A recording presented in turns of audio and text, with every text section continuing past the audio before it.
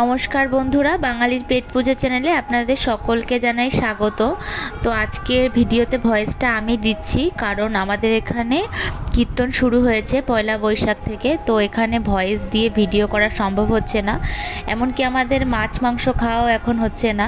তো এই ভিডিওটা কিছুদিন আগের ভিডিও, তো সেই ভিডিওটারই এখন ভয়েসটা দিচ্ছি। তো ভিডিও শুরুতেই প্রথমে তোমরা দেখতে পেলে যে কয়েক পিস গঙ্গা ডিঠা মাছ নিয়ে মা প্রথমে নুন হলুদ মাখিয়ে নিয়েছিল। এবার এই মাছগুলোকে ভালো করে ভেজে নিচ্ছে। তো আজকের এই রেসিপিটা খুব সহজ সরলভাবে তৈরি হবে আর খুব কম সময়ে তৈরি হবে। তো রেসিপিটাতে খুব বেশি মশলা প্রয়োজন নেই। মিক্সি জারের মধ্যে কিছু শুকনো লঙ্কা, কাঁচা লঙ্কা আর জিরেটা পেস্ট করে নিচ্ছে। মূলত এইগুলো দিয়ে রান্না হবে, এক্সট্রা আর কোনো মশলার প্রয়োজন নেই। এবার এদিকে মাছগুলো ভাজা হয়ে গেছে, তো মাছগুলো তুলে নেওয়া হচ্ছে। তোমরা ব্যাকগ্রাউন্ডে কীর্তনের আওয়াজ পেতে পারো, আমি দরজা জানালা বন্ধ করে নিয়েছি, তাও আওয়াজটা আসছে। যাই হোক, এরপরে মাছগুলো তোলার পরে কড়াইয়ে তেল দিয়ে তার মধ্যে একটু জিরে ফোড়ন দিয়ে আলুগুলোকে দিয়ে দেওয়া হলো। এবার আলুগুলোকে একটু ভেজে নিতে হবে, আলুগুলোকে একটু লাল লাল করেই ভেজে নিতে হবে। আলুগুলোকে ভাজার সময় বেগুনগুলো দেওয়ার প্রয়োজন নেই, একদম প্রথম থেকে বেগুনগুলো দিলে বেগুনগুলো ভেঙে যাবে। তো আলুগুলো খানিকটা ভাজা হয়ে যাওয়ার পরেই তারপরেই বেগুনগুলো দিতে হবে। এবার নুনটাও আলু ভাজার সময় দেওয়ার প্রয়োজন নেই, একেবারে আলু বেগুন একসাথেই যখন কড়াইয়ে দেওয়া হবে তখনই পরিমাণ মতো নুন দিয়ে দিতে হবে।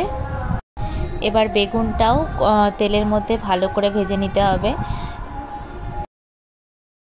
এবার বেগুনটাকে তেলের সাথে কিছুক্ষণ নাড়াচাড়া করে নেওয়ার পরে এর মধ্যে হলুদ গুঁড়ো দিয়ে দেওয়া হয়েছে, আর যে মশলাটা পেস্ট করে নেওয়া হয়েছিল সেই মশলাটাও দিয়ে দেওয়া হচ্ছে। এবার এই মশলা দিয়ে হলুদ দিয়ে আলু বেগুনটাকে খুব ভালো করে কষিয়ে নিতে হবে। এটা ততক্ষণ পর্যন্ত কষাতে হবে যতক্ষণ না মশলা থেকে তেল ছেড়ে দেয়। এই কষানোটা যতটা ভালো হবে ঝোলের টেস্টটা কিন্তু ততটাই ভালো হবে। তো এই রান্নাটার মেন সময় একটু এই কষাতেই লাগে, তাছাড়া অত সময় লাগে না। তো দেখো তেল ছেড়ে দিয়েছে, এবার পরিমাণ মতো ঝোল দিয়ে দেওয়া হচ্ছে।